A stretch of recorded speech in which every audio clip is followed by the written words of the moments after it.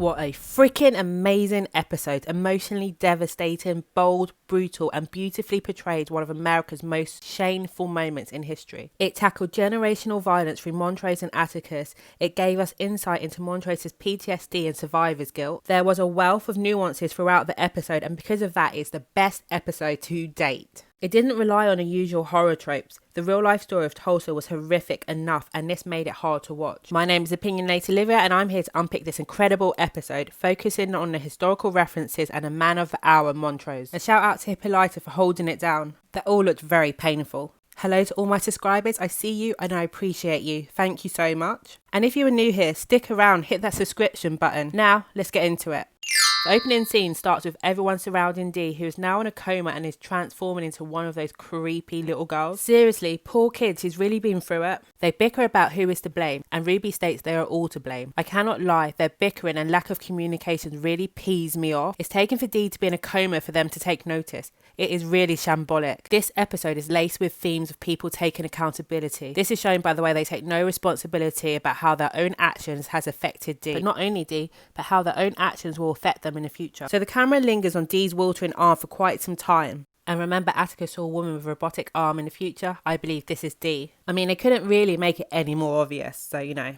Atticus reluctantly decides to enlist the help of Christina and hand over the Titus's pages, which causes Leti to confess that she's already given the pages to Christina for exchange for the protection spell. She tells them how Christina refused to use the spell on Atticus. Honestly, I don't understand how Leti didn't see that as a huge red flag. I do think she has a tendency to be a bit selfish. Before I get any comments, I know that she's pregnant and she definitely needed the spell to protect her. However, when she thought her mum had left her money in a will, she just bought a house without even telling Ruby about the money. Anyway, this kicks off some tension in the group and Ruby has to intervene, and she almost lets slip that Leti is with child, which is definitely one of the worst kept secrets, as everyone is aware. So Ruby asks Christina for help, which she agrees on, but she has one condition. Tick must go with her to Arden on the night of the autumnal equinox. Dun dun dun! Christina's master plan is falling into place. Do you think Christina's going to be victorious with her plan? Because I really hope not. Dee needs the blood of a closest relative for Christina to do a spell.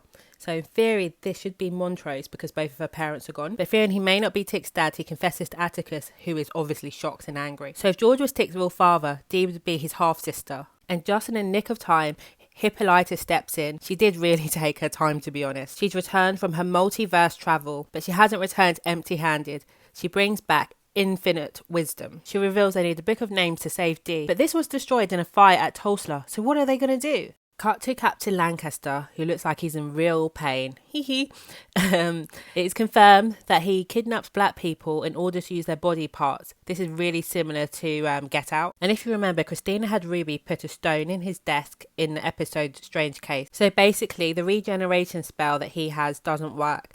So every time he uses it, his wounds keep returning. And we watch Christina as William watch him die. What a beautiful scene. Bye, Bee. But this does beg the question, did Christina know that this was all going to happen so she could predict the future? That's why she put the stone in his desk? Or is she genuinely that smart and it's just forward thinking?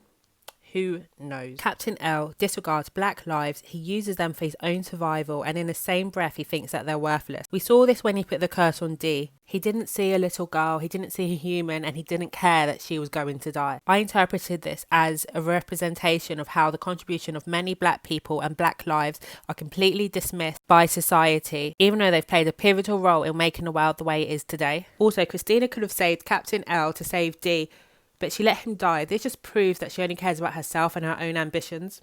And I've now decided I definitely believe that Christina's playing Ruby. And I also have a theory about Ruby. We see how Ruby follows Christina when Christina's completed the spell on Dee. She's so obedient. Leti tries to talk Ruby out of going with Christina, and she reveals that Christina will kill Tick. But Ruby kind of just shrugs this off. And then when Ruby discovers that Leti was right, she doesn't really seem to care. She only asks Christina not to hurt Leti. At first glance, we could say that Ruby is selfish. She jokes about how she's always wanted to be a redhead and turns off Dale's life support. Like I explained in my breakdown last week, Ruby wants to be white so she can be treated normally by society. She's motivated to be treated like a human, and I believe that Ruby thinks if she's with Christina she's safe and she has freedom. Whereas for Christina, being a white woman is not adequate enough. She wants the power, therefore she wants to be a white man. But their relationship will never be of equals. Ruby will always be subservient to William, Christina. At the end of the day, the whole hierarchy is the white man, white woman, black man, and then black woman. Right, my theory about Ruby, and I'm aware I might be completely off with this one and giving her way too much credit, and I really hope that this is going to work out because I want a happy ending, and I think she's the one holding the key. She's going to have to decide which side of the fence she's on.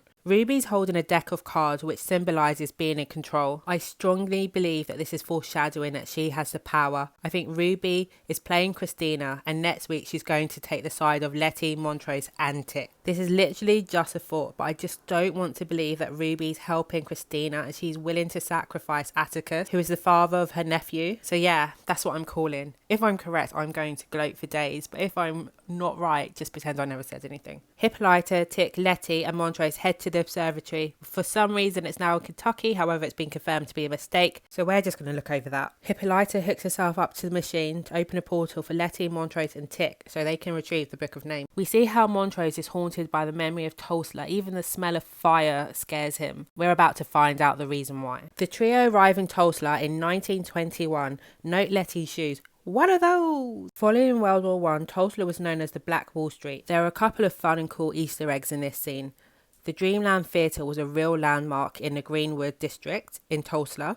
It showed silent movies, but it was destroyed in a Tulsa massacre in 1921. And the theatre is showing The Goat, which is a 1921 silent film where a man is wrongly accused of a crime he didn't commit. This is referencing Dick Rowland. The trio teleported into the Stratford Hotel, which is a super luxurious hotel with 54 rooms. It was located in the Greenwood district, which is one of the richest districts in Tulsa, and it was owned by J.B. Stratford, who was one of the richest men in Tulsa. Stratford was the son of an escaped slave, Julius Caesar Stratford. He was educated with a law degree. He strongly believed that black people in 1921 had the best chances of success if they pulled together and supported each other's businesses. That black dollar baby. He was really ahead of his time, and it's interesting how his theory is still relevant today in 2020, almost 100 years later. And with that said, it's time for a quick history lesson. We need to go back to 1921. On May 30th, 1921, a young 19-year-old black man named Dick Rowland was riding in a lift or elevator for you Americans with a young white lady named Sarah Page. It was alleged that he assaulted her, and the story became more and more exaggerated within the white community. So Dick was arrested the following day, and people were calling for him to be lynched. People from the white community started to gather around the courthouse where he was being held. There was around 40 to 60 people at the time. So then the black community started to gather too to protect him. And a white man asked the black man for his pistol, who refused, and gunshots were fired. This kick-started the looting from the white rioters. And the governor declared martial law, so the national troops arrived. Black Americans were imprisoned. Over 6,000 were held in the hall and fairgrounds for up to 8 days. 35 blocks were burnt to a crisp, and over 800 people were injured. It's said that more than 300 deaths occurred. Once the massacre ended, the charges against Dick were dropped, and Sarah didn't even press charges in the first place. And the police came up with a BS excuse saying that he must have tripped over and knocked into her. In the episode, we saw how the planes were bombing down in the downtown area. Real-life eyewitnesses reported seeing this. Planes circled around, raining fire on the below buildings. However, the city officials later claimed the planes were only there for surveillance, which is clearly untrue. The city was complicit in the massacre. Many believe this act was done out of jealousy because Tulsa was thriving. This was one of the largest acts of violence that Tulsa had ever seen. Following the events, there was a huge cover-up, and they tried to just completely eradicate this from the history books. I really have to applaud Lovecraft Country for including this in HBO because it was beautifully executed. And I've also heard Tulsa is included in Watchmen, but I've not watched that, so you know. I'm really sorry if I go on a bit of a tangent with the history. I absolutely love history, so I just get a bit excited, so I'm sorry. Back to the story. For Montrose, the Tulsa massacre highlights one of the worst days of his life. On the first day of the massacre, he was berated and beaten by his father because he wore a jeweled suit with a flower in his hair, and he also witnesses the murder of his romantic interest. Tic was able to see the abuse that his father was put through, and I think that this may have opened his eyes to the generational violence, and hopefully he will be able to end this with his own son. Well, I mean, if Christina doesn't kill him. Dora, Tic's mother, steps in to stop Montrose from being humiliated anymore. I think she may have known that he was a homosexual and she married him to protect him, and I think they both agreed to the marriage of convenience. While this is all going on, Montrose slips away without Leti and Tic noticing. They decide to split up. Tic goes after his father while Leti gets the Book of Names. But before they do, Leti acknowledges the fact that Tic knows about the baby, and she suggests calling it George, which is something that Tic saw in the future. We see the sun setting, and this is reference to the sundown towns, and I covered this extensively in episode 1. There's trouble on the horizon. A young Montrose ends things with Thomas because, quote, he's decided to cut out the soft parts of himself. He tells Thomas he's not gay, and then he calls him the F word. Then a mob of white men approach them. The pair are of course panicked and scared, and they hold hands. I found this heartbreaking, and so did Atticus as he holds his father. I was genuinely moved by this scene. Last week I said I don't like Atticus, and I completely retract that statement. After this episode, I see him in a different light. I think he's equally as haunted as Montrose is, so I was definitely too harsh. I think he's sincere and his heart is in the right place. Montrose literally has to stand there as Thomas is shot in the head. But this is the butterfly effect. He cannot change the past just in case Atticus is never born. And in another heart-wrenching moment, he tells Tick that he's always wanted to be his father, so it's the right thing to do. Luckily for young Montrose, George and Dora turn up to fend off the crowd. And Tick knows all the parts of the Tulsa story, but the stranger doesn't show up. So he insinuates that he is the stranger. He walks over and beats the mob with a baseball bat. If you remember in episode 1, we saw Jackie Robinson in Tick's dream. This was foreshadowing a key moment in the family's history. And the same thing that Jackie said to Tick in his dream, he says to a young Montrose, I got you, kid. Oh, my heart. Meanwhile, amongst the chaos, Leti is across town. She escapes a white mob and is protected by the spell and Montrose's dad. She takes refuge at Dora's family home and tries to recover the Book of Names. But Grandmother Hattie is suspicious, so Leti has no other choice but to tell her unbelievable story. She proceeds to describe her birthmark. I mean, she could have just looked at her shoes, but whatever. Leti explains she needs the book to save Hattie's great-great-great-great-grandson. Is that too many greats? I don't know. And his cousin Diana. We see how Leti struggles internally because she knows what is about to happen to the family. But as we know, she cannot save them. They are not able to change the past. I think this scene was all about generational sacrifice. Their ancestors served their purpose so they can be where they are today. And cue another heartbreaking moment. Leti takes Hattie's hand as she watches her burn to death. And a poem plays in this moment. It's called Catch the Fire. It was written and performed by a civil rights activist called Sonia Sanchez. It discusses how black people use their ingenuity to transform tools of oppression into tools of liberation, which is a common theme throughout this series. Leti is literally watching a past tragic event before her very own eyes. And this is powerful because sometimes these historic events seem a bit alien to us in present day. But because she cares, we do too. While the city burns, Montrose gives a eulogy of the victims who've died in a massacre. The names are of real people, and he names A.C. Jackson, who was considered the most able Negro surgeon in America. As Leti walks through the burning city, we hear a poem in the background, and this was written just for the show.